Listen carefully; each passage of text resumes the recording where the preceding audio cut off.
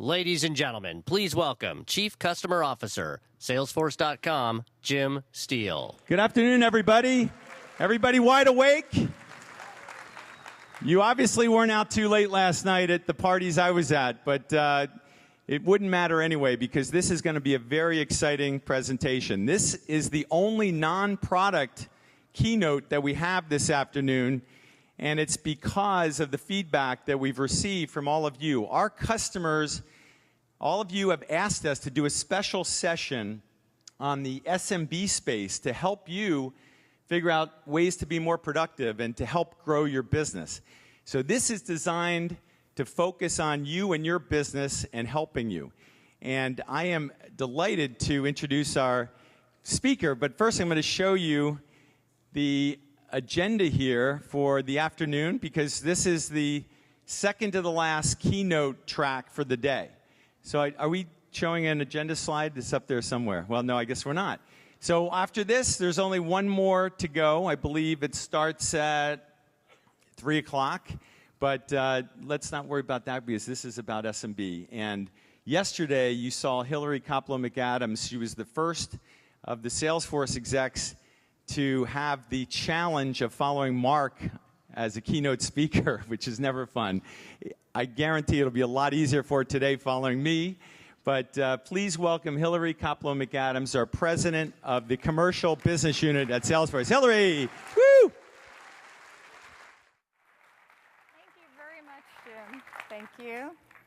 Yes, it was definitely intimidating to follow a 6'5" CEO yesterday on stage. So hopefully today will be easier. I want to welcome everyone to this session. As Jim said, this session is really focused on two really important customer segments of ours, small businesses and medium-sized businesses. If you think back to the history of Salesforce 13 years ago, we really started our business by serving the needs of smaller businesses and medium businesses around their Salesforce automation solutions. And that's really part of our legacy. And we've received feedback over the last couple years at this event at Dreamforce that it's great that we've been sharing a lot of enterprise stories, very inspirational. Everybody loves General Electric. Everyone wants to hear from Jeff Immelt later this afternoon. But they also want to hear from customers that are like them. Smaller companies, growing companies. Many of the people in this room are disruptors in their space. They've come up with a solution. It's a different way of doing business. They're sometimes challenging the status quo, much like we heard Richard Branson talk about challenging the status quo as an airline yesterday. And so we want to share 5 inspirational stories today about how you can grow your business, whether it be small or medium, how you can disrupt the status quo, and how you can get scale. So I think it's going to be a really exciting program. I do have to take you through a not very exciting slide that is required of me, and that is our safe harbor statement. If you can't read this, which I probably couldn't if I were in the audience, given the state of my eyes, what we're basically saying is that we may have some forward-looking statements in the presentation. Please don't take anything in the presentation and make an important buying decision based on it. If you would like to read the detail, it's on our website. So that's done. Check.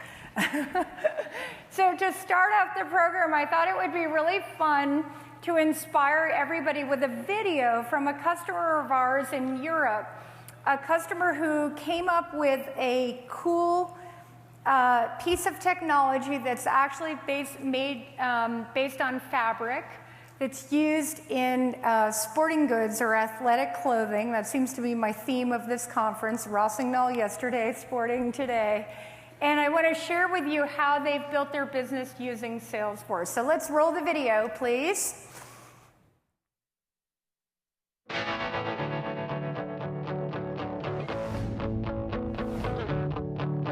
Salesforce has allowed this small company to take wings and fly. We now have taken the social media concept, brought it inside the company, built it into the DNA of the brand itself, and now we're going to use that social media to network it back across the globe.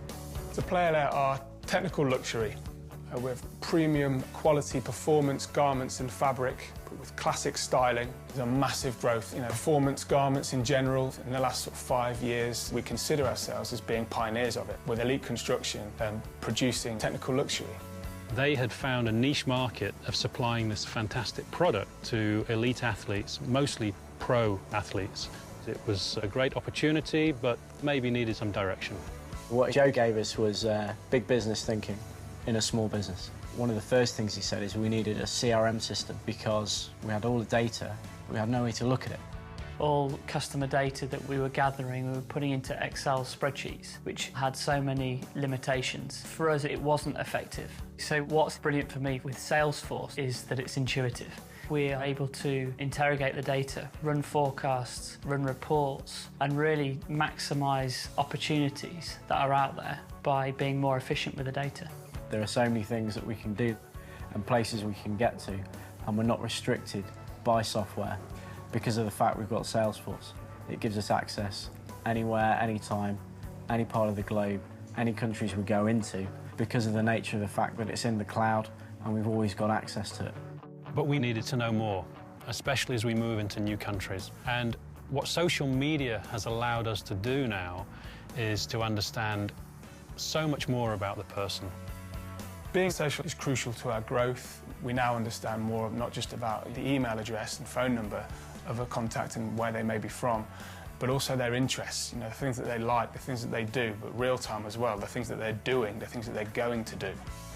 We're also using Chatter to collaborate on various projects. To have Chatter in a business environment, we can have a sales team in different parts of the country all talking to each other on that social platform, which just allows fantastic efficiency. What's really important to us is that we have a big footing in social media. Now here you would think we surely can't compete with the giants of the industry. However, I believe we can, and the reason is because of social media. Suddenly, you don't need a $100 million advertising budget. You just need great ideas. This is a whole new ball game, and today we can compete with the giants.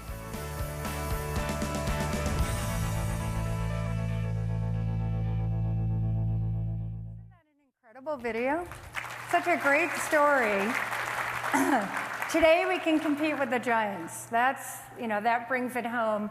And also their emphasis on the importance of social media as a strategy for growth. And that's a company that obviously is growing globally. That's not a huge company either, but they have a very sophisticated way of going to market.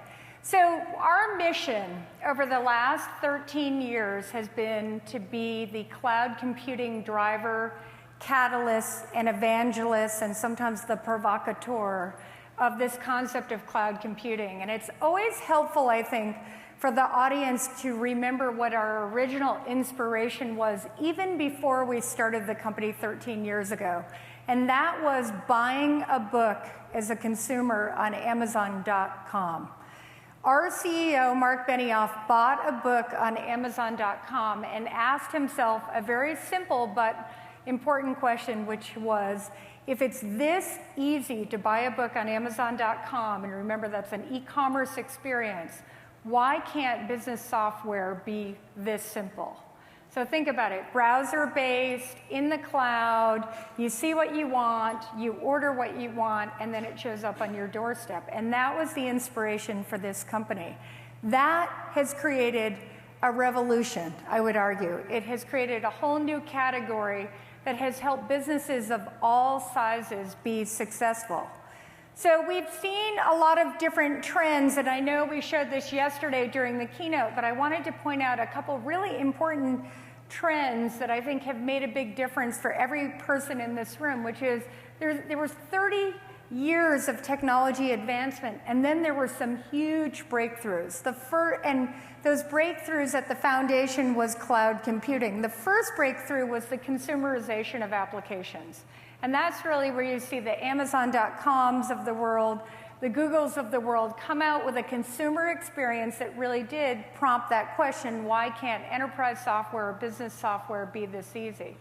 The second revolution was really driven by the mobile technology. And Mark gave credit quite appropriately yesterday to Steve Jobs for really changing our expectation, not just about what a phone looks like, but what a phone can do, what a smart device really looks like, and how powerful that can be. And we believe today that there's something even bigger going on, enabled by these other earlier revolutions, and that's the social revolution. This is where our customers are. This is where our children are. I've had a lot of discussion with people here this week about, is it generational? Because for my generation, myself in this generation, I'm not as much in these forums, but for the next generation, for people who are 10 years younger than me, for my teenage daughters, they are in these social forums, and their expectation is that we as businesses are there with them. They are much more open than we are about what they share, and their expectation is not that a television company a broadcasting company would actually know what they're watching on TV. They expect them to know what they like to watch on TV, which is a very different way of thinking about it. So this is an important trend that we all have to recognize. It's also a very important trend that we can all capitalize on. And if you look at this statistic that we shared yesterday, that there are 150 million brand conversations going on a day in these social media forums, it shows you how profound and how big this is.